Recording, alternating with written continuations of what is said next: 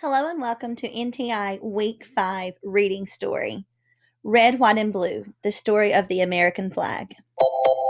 What traditions and celebrations involve our country's flag? My family puts a flag up every 4th of July. The 4th of July, or Independence Day, is the anniversary of the United States independence, or freedom from Great Britain, and it is celebrated with fireworks and flags. The flag of the United States is an important symbol for the nation, just as the flags of other nations are also important symbols. The U.S. flag is divided into two parts, the stars, which represent the number of states, and the stripes, which represent the original 13 colonies that came together to form the United States. Throughout the history of the United States, paying allegiance or respect to the flag has been an important way of showing that we are patriotic or proud.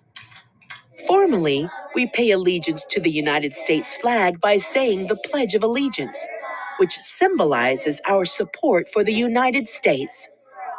This week, you will learn about the traditions that honor the United States flag, such as the Pledge of Allegiance, the National Anthem, and the 4th of July. What traditions and celebrations have you noticed that involve our country's flag? Red, White, and Blue, The Story of the American Flag by John Herman, illustrated by Shannon Sternweiss. Genre: Informational text often gives facts about real people, places, and events that reflect history or the traditions of communities. Look for facts as you read. Question of the week: What traditions and celebrations involve our country's flag?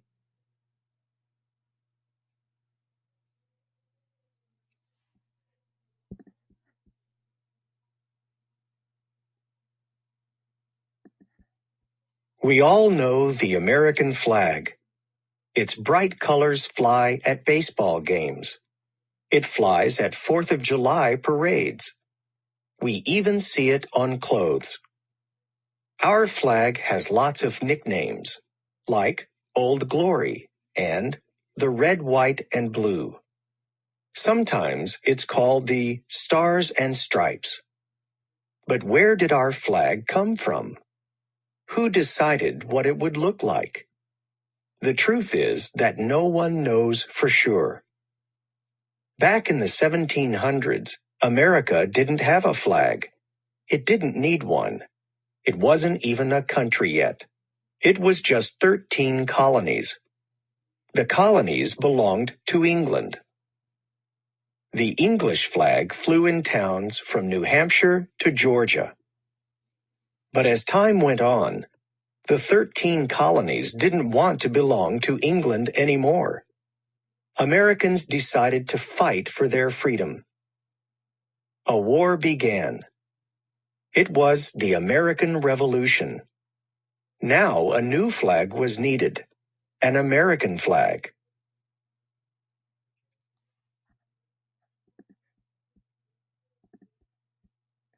Who made our first flag?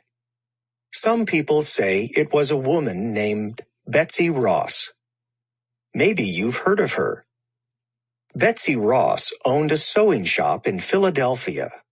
She was famous for her sewing. The story is that one day a general came to see her. The general was George Washington. He was the head of the American Army. General Washington wanted a new flag. It would make his soldiers feel like a real army fighting for a real country. He wanted Betsy Ross to make this flag. He drew a picture of what he wanted. Betsy Ross made some changes. Then she showed the picture to General Washington. He liked it. Betsy Ross sewed the flag, and that was the very first Stars and Stripes. That is the story, and it's a good one. But is it true? Betsy Ross's grandson said it was. He said that Betsy told him the story when he was a little boy, and she was an old woman of 84. But there is no proof for this story. So what do we know for sure? We know that during the Revolution, the colonists used lots of different flags.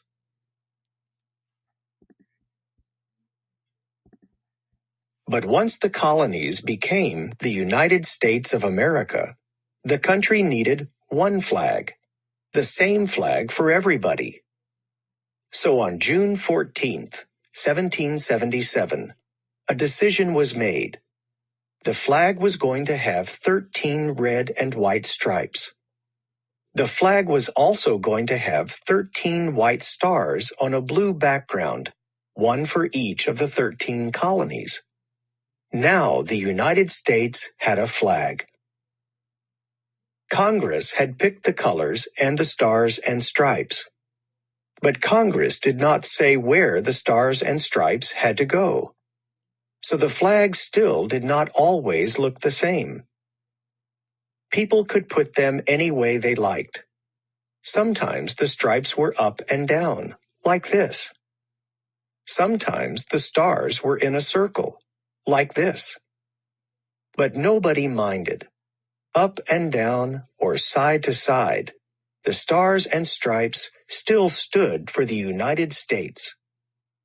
Over the years, the flag became more and more important to people.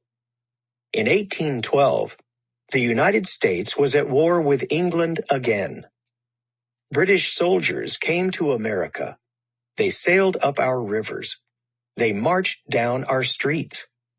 They even burned down the White House, the home of the president.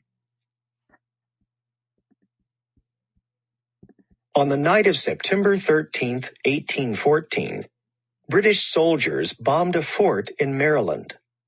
All that night, a man watched the fighting. His name was Francis Scott Key. He was afraid. What if the American soldiers in the fort gave up? But in the early morning light, he saw the stars and stripes. It was still flying above the fort. He knew American soldiers had won the battle. Key felt very proud. He wrote a poem about the flag on the fort. The poem was "The Star-Spangled Banner." Later, the poem was put to music. This song about our flag became a song for our whole country. The flag that Francis Scott Key saw had 15 stripes and 15 stars. Why? Because by then there were two more states, Vermont and Kentucky. Our country was getting bigger. People were heading out west. In time, more places were going to want to be states. Soon there would be too many stripes to fit on the flag. Congress had to do something. So in 1818, this is what was decided. The flag would go back to 13 red and white stripes. And in the blue box would be one white star for each state.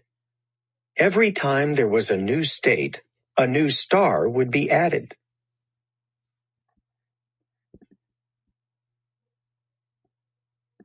At last, the stars and stripes looked the same everywhere it flew, and Americans were proud of their flag. They took the flag with them as they moved west. The flag crossed the Mississippi River and the great grassy plains and the Rocky Mountains. It made it all the way to California. More and more states were added to the country, and more stars were added to the flag. By 1837, there were 26 stars on the flag. By 1850, there were 31. The United States in 1850.